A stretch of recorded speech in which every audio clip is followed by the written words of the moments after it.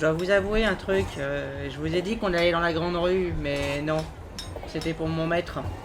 On va plutôt aller au hangar, j'ai une super amie là-bas. Je te fais confiance, tu connais mieux l'endroit que moi. Allez les gars, on se bouge.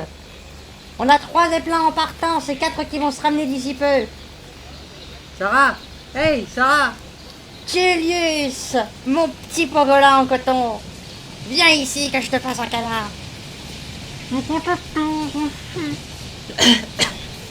Je disais, je suis content de te voir aussi. Comment tu te portes? Ah, on fait aller. Pas le choix de toute façon. Qu'est-ce qui explique ta compagne? Tu le garderas crève, mes hommages. Ce qu'il est poli en plus. Quelle manière, j'en suis flatté. Les mecs, maintenant on s'adresse à moi comme ça. Je veux du Madame Coolhan.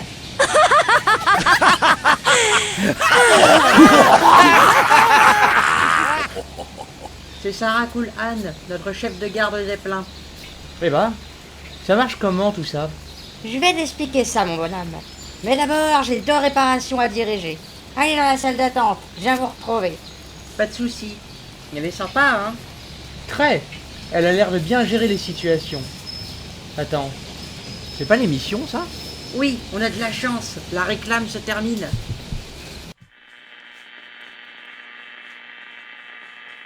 Je trouvais une vingtaine de personnes environ rassemblées autour du trou immense dans lequel s'était enfoncé le cylindre.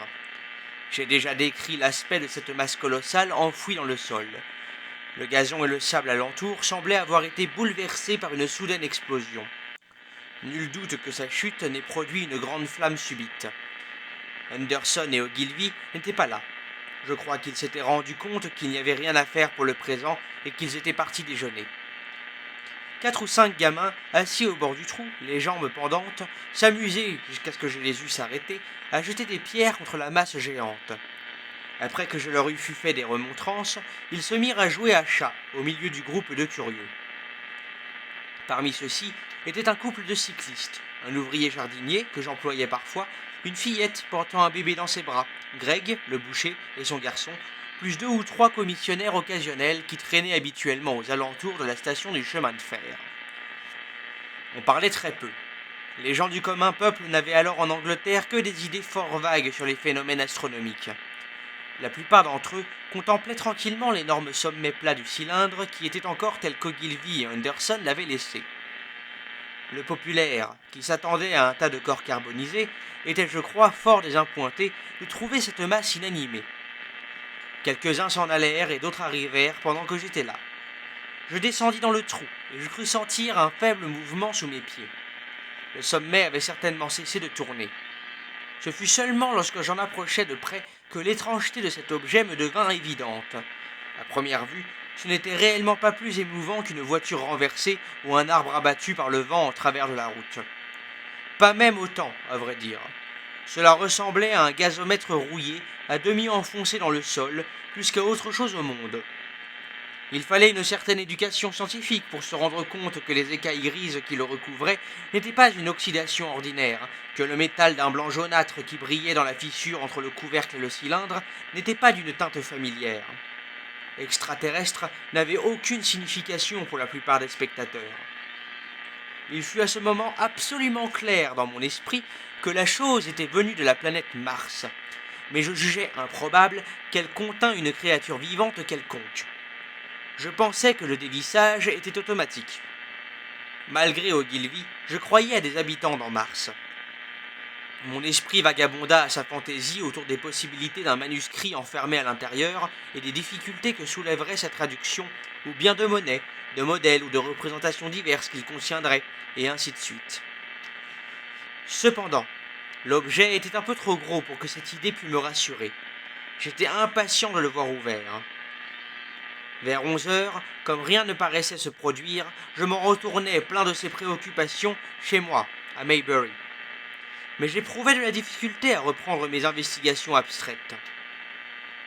Dans l'après-midi, l'aspect de la lande avait grandement changé. Les premières éditions des journaux du soir avaient étonné Londres avec d'énormes manchettes. « Un message venu de Mars, surprenante nouvelle !» et bien d'autres. De plus, le télégramme d'Ogilvy au bureau central météorologique avait bouleversé tous les observatoires du Royaume-Uni. Il y avait sur la route, près des carrières de sable, une demi-douzaine au moins de voitures de louage de la station de Woking, un cabriolet venu de Chobham et un landau majestueux. Non loin se trouvaient d'innombrables bicyclettes. De plus, un grand nombre de gens, en dépit de la chaleur, étaient venus à pied de Woking et de Chertsey, de sorte qu'il y avait là maintenant une foule considérable dans laquelle se voyaient plusieurs jolies dames en robe claire. La chaleur était suffocante. Il n'y avait aucun nuage au ciel, ni la moindre brise, et la seule ombre aux alentours était celle que projetaient quelques sapins épars. On avait éteint l'incendie des bruyères, mais aussi loin que s'étendait la vue vers Ottershaw, la lande du nid était noire et couverte de cendres, d'où s'échappaient encore des traînées verticales de fumée. Un marchand de rafraîchissement entreprenant avait envoyé son fils avec une brouettée de fruits et de bouteilles de bière. En m'avançant jusqu'au bord du trou, je le trouvai occupé par un groupe d'une demi-douzaine de gens. Anderson, Ogilvy et un homme de haute taille et très blond, que je sus après être Stent, de l'Observatoire royal, dirigeant des ouvriers munis de pelles et de pioches. Stent donnait des ordres d'une voix claire et aiguë. Il était debout sur le cylindre qui devait être maintenant considérablement refroidi. Sa figure était rouge et transpirait abondamment. Quelque chose semblait l'avoir irrité. Une grande partie du cylindre avait été dégagée, bien que sa partie inférieure fût encore enfoncée dans le sol. Aussitôt qu'Ogilvy m'aperçut dans la foule, il me fit signe de descendre et me demanda si je voulais aller trouver Lord Hilton, le propriétaire. La foule qui augmentait sans cesse, et spécialement les gamins, dit-il, devenait un sérieux embarras pour leurs fouilles.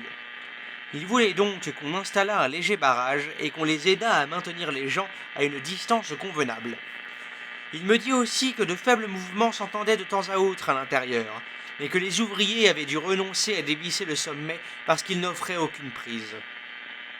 Les parois paraissaient être d'une épaisseur énorme, et il était possible que les sons affaiblis qui parvenaient au dehors fussent les signes d'un bruyant tumulte à l'intérieur. J'étais très content de lui rendre le service qu'il me demandait, et de devenir ainsi un des spectateurs privilégiés en deçà de la clôture. Je ne rencontrai pas Lord Hilton chez lui, mais j'appris qu'on l'attendait par le train de 6 heures. Comme il était alors 5h15, je rentrai chez moi prendre le thé et me rendis ensuite à la gare.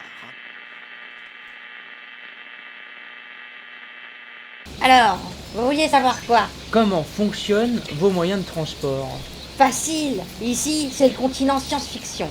Notre énergie vient de la lecture des gens.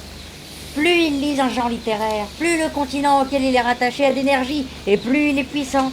On peut donc faire fonctionner nos moyens de transport, nos armes, notre matériel, et même gérer nos récoltes. Ah oui, et ça fonctionne pour tous les continents? Oui, regarde, Roman Courtois, des siècles qu'ils sont là.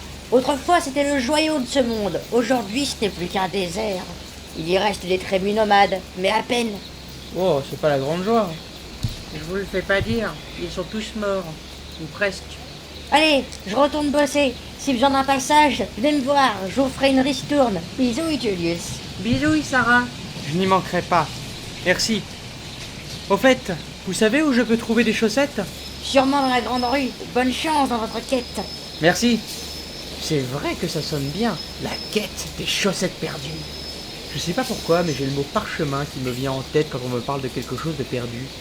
Bon bah finalement, direction la grande rue.